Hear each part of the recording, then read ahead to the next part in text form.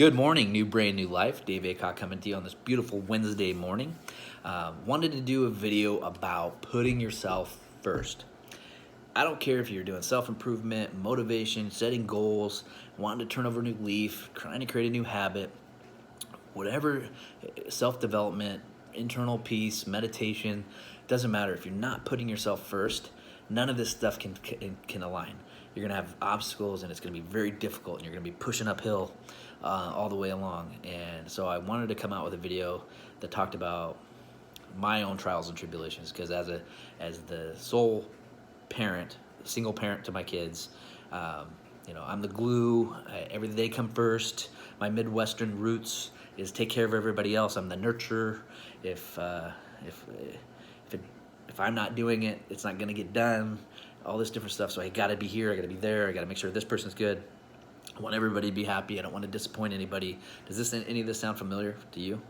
Because that's me in a nutshell. Okay, so I had to learn to figure out, how do I do this? How do I feel selfish if I do that. Like, what do you mean put myself first? I got to take care of my kids, and I put this and all of a sudden all the things I wanted and all my goals all of a sudden just slowly just get buried, and stuff gets stacked on top of them, and over time I just get ran thin, and I'm just exhausted, and everything that I want just doesn't matter anymore.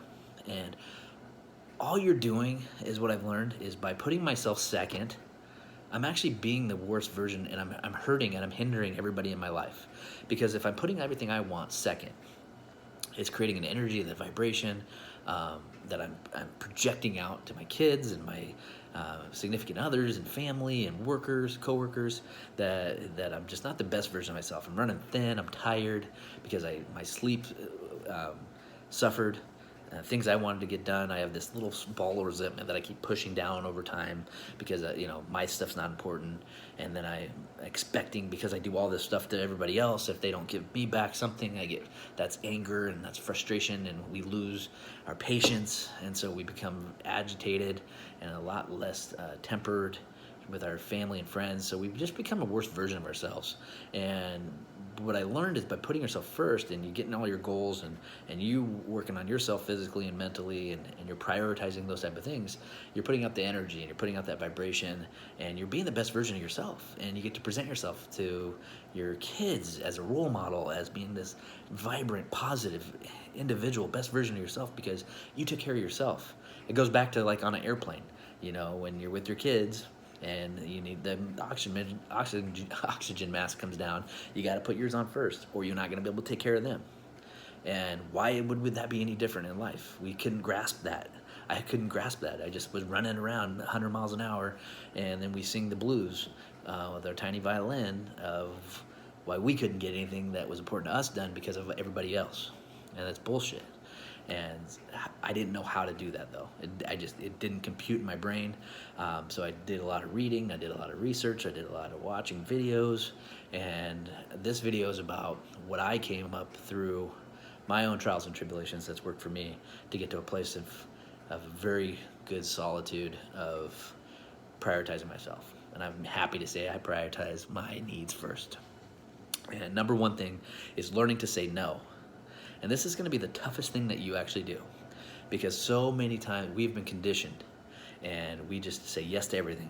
Yes, we'll go to this party. Yes, we'll go to this birthday party. Yes, we'll do this. Yeah, we'll meet with friends. We got to do this. We got to socialize. We can't be an introvert. We got to be extroverted. We got to do this. We got to make sure everybody's happy. We got to be at all these different functions. I have to take this role for my kids. I have to be at their school. I have to go to this thing at work. I have to do this extra thing. I have to put in the extra time. And everything gets all of our other shit gets put on the back burner because we're saying yes, yes, yes, yes, yes.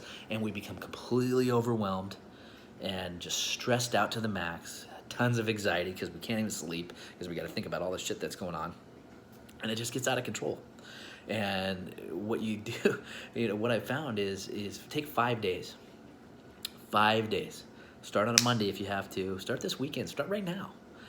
Say no to the weird birthday party invites to a friend of a friend's kid, or this birthday thing at school, or this activity afterwards, or this volunteer act here. Say no. Say no to the buddy that wants to go, a couple buddies that want to go catch up Friday night and get wasted. No. Say no to the phone call. You got it. voicemail.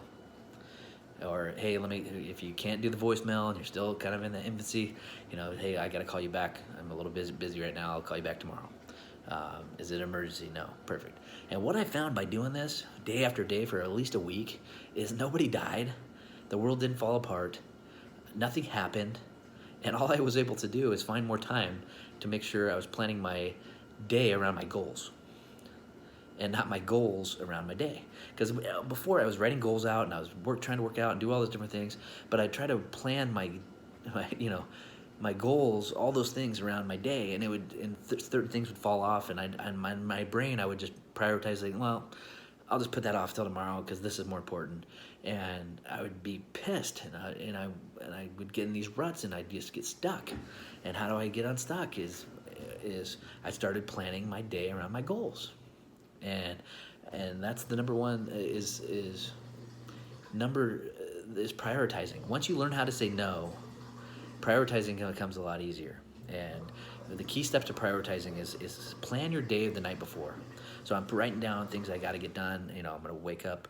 I'm going to do my workout. I'm going to do my meditation. I'm going to do my this, and I'm going to plan my day around these important things that are going to be done. They are the most important. This is me first. Before anything else gets done, this is happening. Period. Or before the end of the day, these things are all going to be done. Period. Okay. Start with a positive. Number two would be start with a positive routine. So I've said it in the previous videos, is start with waking up 5 things I'm really grateful for. Put your mind in a good state. Go to the gym, go on a run, go on a walk, do some jumping jacks, do some sit-ups, do some goal settings. I don't care what it is, but something positive physically, mentally to start your day out, okay? And the number 3 important thing about prioritizing is don't stop until it's done. Is get it all done, because if you put it off to the side, you're telling yourself it's not important, and it's just going to get pushed off, and you're not going to get back to it. Life's going to eat you alive. So you make sure things are getting done that you need to get done, that align with your goals and what you need to do for you, and so you can be the best version of yourself. Remember, keep telling yourself that.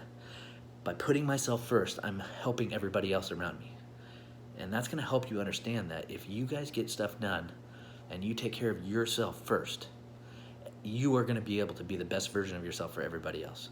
And this is a huge point to make, okay? Number 3 is stay consistent. Staying consistent is the key to filming habits. Saying no and prioritizing yourself is just like anything else, is something that has to be consistently being done. Okay, you're also staying consistent with it's conditioning people. If you're saying no to these friends that constantly are pulling you down or toxic and are wanting to drink and they don't align or whatever it is, I don't care what it is. If you're saying no to go out to eat to a nasty place but you're trying to be on a better diet, if you're saying no to this, it's conditioning people. After you say no so many times, they're just gonna stop asking you, and you're gonna go through some things with people where the people that are going to make you feel guilty, they're going to be pissed at you, they're going to talk shit about you.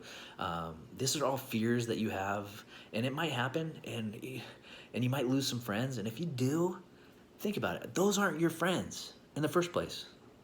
Who would want to be friends with people that are only on friends of conditions that they will meet if you're not there or not doing what they want you to do? And that's why as you get older, you always hear about our circles shrink as you get older.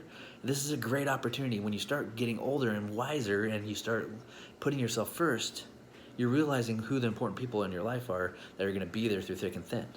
Everybody has that friend that maybe you don't talk to for a couple months or maybe even a year. And then you pick back up and it's like it's been one day since you talked to them last. They had goals. They had things going on with their family. You had things going on with yours. You guys are both understand that, and you embrace each other and celebrate. And those are the people you want in your life.